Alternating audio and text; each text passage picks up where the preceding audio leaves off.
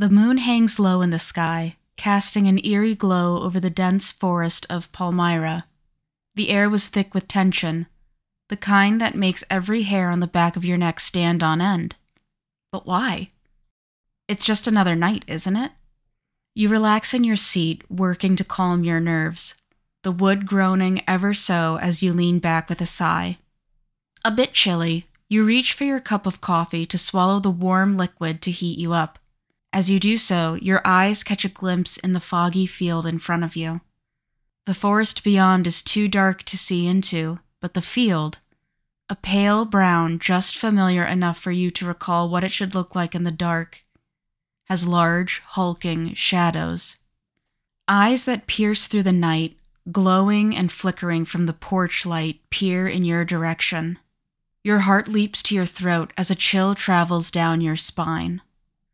You feel as though you're staring down a grizzly bear, multiple grizzly bears, and each one of them have their attention focused on you. A thought creeps into your mind like a message being transmitted from the beasts to you.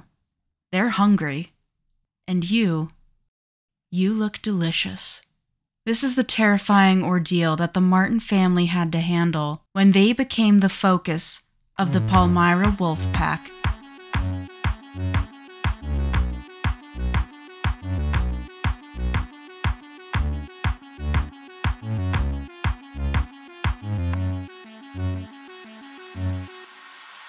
Hello everyone, and welcome to Wicked Encounters, where we explore just what goes bump in the night. I'm your host, Allie, and today we're taking a trip to Maine to discuss the terrifying night one family had to deal with when they became targets of the Palmyra wolves. In 2006, the Martin family had recently moved to Palmyra, Maine. Not exactly their first choice, but the family had needed to downsize after Eric Martin, the family patriarch, had sustained an injury at the paper mill he worked at for over 20 years that left him permanently disabled. Shelley, the matriarch, needed to find a new job that was closer to home in order to take care of her husband, landing them on a beautiful little farm in Palmyra. The place was older and needed some TLC, but when all was said and done, it was a perfect little bit of land surrounded by dense wood. Following the steps of his ancestors, Eric loved hunting. As such, he had an extensive gun collection, which his wife very much disapproved of. I mean, I get it. Guns must be kept secure and out of reach of children, of course, but Shelley hated Eric's guns so much, she made him build a strong box to keep them under lock and key, in the barn. Now, I don't understand that logic. It was supposed to be because Shelley didn't want them to be used against them in a situation, but if that's the case, do what most people do and keep it in your bedroom in a safe, or somewhere that is safe and secure. They also didn't have young kids. The youngest person with them was Shelley's daughter, Chelsea, who was 17 at the time. I don't mean to seemingly hyperfixate on this point, but not having the guns in the house will make the Martins' nightmarish encounter all the worse. One night, Shelley and Eric were relaxing on the front porch of their home, enjoying their coffee, as was their nightly routine. While enjoying the calmness of the night, the couple noticed a light pulsing behind the tree lines. Believing that it could be poachers, Eric and his son Sean went out to investigate in the darkness. Low-hanging branches snagged their outfits, while the fog and moon created terrifying shadows throughout the forest. Each time a branch snapped, the father and son would stop in their tracks and listen for what it could be that they felt stalked them. As they grew closer to the light, they suddenly went out, and the darkness of the woods spooked the men to the point that they decided to return home. The following day, Chelsea's boyfriend came to visit the family to go for a walk in the woods with the family's hunting dogs.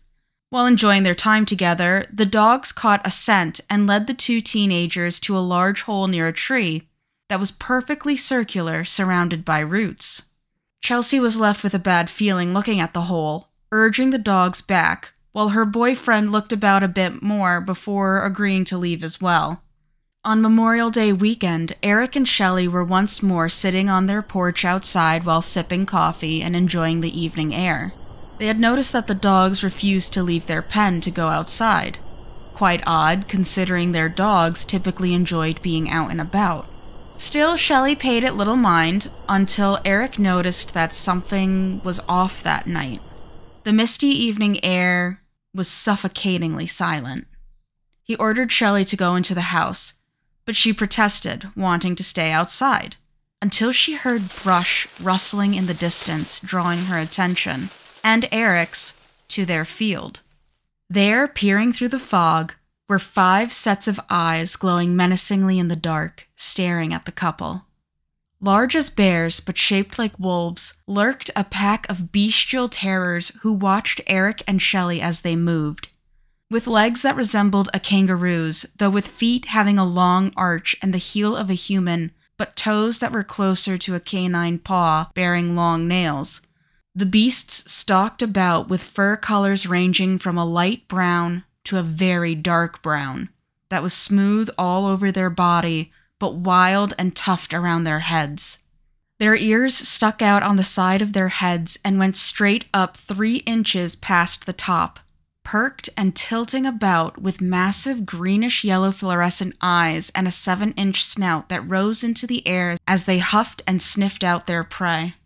An aura of danger radiated from these monsters that seemed perfectly designed for killing. The couple quickly ran inside, locking the door, as Shelley went throughout the house locking the remaining entrances and windows. Locked doors and windows might hold off the creatures for a bit, but Eric wasn't convinced his family was safe and wanted to get his guns from the barn. Shelley admonished him for even thinking of going back outside with those creatures watching them, and told him to stay while she went upstairs to Chelsea's room to wake her up. Shelley quickly shook Chelsea awake and told her to look outside to see what was going on. Being an uninterested and angsty teenager, apparently uncaring that her life was in danger, Shelley went back to sleep. Teenagers, am I right? For Shelley, as she stayed near the window and looked out at the pack of beasts, she was horrified when she saw one of the massive wolves stand up on 2 legs, staring back at her. Just as any true husband would, Eric didn't listen to Shelley, and was determined to get his family to safety. While the barn might be far, the family's car was much closer, 20 feet away at max. He figured that with the creatures as far away as they were, he would be able to get to the car and back it up close to the house for them to get out and into the vehicle to be driven to safety. Despite his disability, Eric began limping to the car, one excruciating step after another as his focus remained firm. After what felt like an eternity, he made it. He grabbed the keys and went to work unlocking the door when the motion sensor lights sprung on, causing Eric to fumble. Suddenly, as he looked to his side, he found himself face to face with one of the large beasts. A massive snarl on its face as it reached out to slash at Eric, only to stop just before its arm reached the light, and then bolted off into the darkness. Eric, having gotten too close for comfort, realized that these beasts were too fast, too dangerous to chance his family running into the car. Instead, he made his way back to the house, and quickly as he possibly could. Back inside, the family, with Chelsea now fully awake and informed of the dangers outside, decided to call the police, hoping that they would be able to drive the family to safety and keep the animals back. Shelley called the police station and told the officer that they were being stalked by massive wolves. Unfortunately, the police took their call as a joke and told the Martins to stay inside and close their windows and lock the doors before hanging up. This is a prime example of why, if you're ever in this situation, just lie. Just say you're being robbed or there's someone that's going to hurt you because, yeah, massive wolves. Nobody was coming to the family's rescue. They were on their own. Eric was still determined in finding a way to get to his guns. His thoughts drifted to the incident by the car. The creatures seemed to be afraid of the light. It had to be the trick. Gathering up his courage once more, Eric made his way back outside, quickly flailing his arms to trigger the motion sensor. The light shone brightly just in time, for Eric could now see those glowing eyes trained on him. Now no longer far off in the field, but all around him. He was encircled by the pack of creatures, just along the outside of the bright light. It wouldn't stay on all night, though, and Eric knew it. The creatures seemed to know it. His attempt at getting to the guns was in vain. As quickly as he could once more, Eric made it back inside the house, barely making it before the light went out and the beasts were free to move closer. And they did. The family could hear the creak of wood under the heavy weight, low growls and clicking of claws. The creatures were on the other side of the wall, hunting for the family, looking for a way in. If they really wanted to, they could easily break the door down or smash through a window. The Martins had no guns. The police weren't coming. There was no sanctuary they could wait for, except for perhaps the safety of the day. The family grabbed every sharp implement they could find and made their way to the master bedroom, lying on top of the bed as they waited, armed and terrified as the beasts circled around outside. Hearing the sound of bird calls outside, the family collectively breathed a sigh of relief. Morning had come, and the creatures were gone. Eric called up Sean and told him what went on in the middle of the night. Sean immediately came over and helped his father look for tracks for what it was that lurked just beyond the woods of the family's farm. And they found tracks, massive ones, with enormous claws set in ways that showed a creature that could walk on 4 feet and on 2. The ground around the house was dug and scratched up, as was the roof and second-story walls. The family was stalked by creatures of the night. But were they werewolves? Dogmen? Massive wolves? Bears? To this day, no one is sure. The Martin family left that property a year to a year and a half after they had moved in. The family had always been looking for somewhere else to live, ever since they had moved in, and the encounter with the wolves was just another reason to leave as soon as possible. But that wasn't the only paranormal reason. Before the wolves, Eric would talk about a little girl that he would see roaming around the property. He guessed her age to be between 10 to 13 years of age, and would be dressed in an old outfit with lace-up boots, braids, and looked rather unkempt and mean. She'd make her way around, never making eye contact with Eric or disturbing the family, minus Shelley, who at one point believed she might have had her foot slapped by the girl in the middle of the night. The Martins moved into the childhood home that Shelley grew up in, and have remained paranormal event-free ever since, though Shelley does say she recalls that horrible night every day, and that it has made her always be sure to have people know where she is and where she's going, and for how long as a just-in case. As mentioned previously, the Martins had seen large tracks. So what about any other evidence the Martins were able to collect? Were the tracks able to be evaluated by scientists?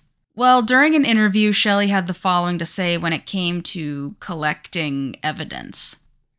We tried to take a flash picture of them by the farm pond, and it did not work. And then, in the morning, I took my cell phone and I was able to get the prints in the dirt. I got a new phone for Mother's Day from my daughter that next time, and she took my thing, my little thing that goes in the phone, Shelley is referring to a SIM card here, and she took all of it and gave me a new phone for a family plan as a gift, and I lost everything. So basically, they have no evidence. Well, if not potentially massive werewolves or dogmen, what could have been stalking the Martin family so late at night? It's possible that the Palmyra wolf pack was just that, a pack of wolves that were acting strangely. Perhaps ones that were too comfortable around humans, brave from being hungry, or just acting weird. Wolves are massive, much bigger than most people believe them to be. While Eric was said to be an experienced hunter, fear can make you see things strangely, and Eric admitted multiple times that he was terrified. Some think that perhaps it could have been bears that the family had stumble upon their farm. But bears don't travel in packs. Maybe they were creatures from another dimension whose portal was opened when the pulsating lights the Martins had seen, or maybe it was cannibal hillbilly serial killers. Who knows? What do you think the Martins were being hunted by? Could there be werewolves hiding in the forests of Maine? Maybe dogmen? What do you think the strange lights were? Let me know in the comments. I read them all for future video ideas and to see how many other people enjoy learning about spooky stuff like myself. If you want to see what I release in the future, consider subscribing, liking this video, clicking the bell, and sharing it with others. If you'd like to support me in other ways, maybe check out my Patreon. Speaking of patrons, I'd like to give a big thank you to mine, especially my VIP camper Lex Prelius. Thanks, friend. Well, with that, I'm Allie. This is Wicked Encounters, and I'll see you next time. Bye!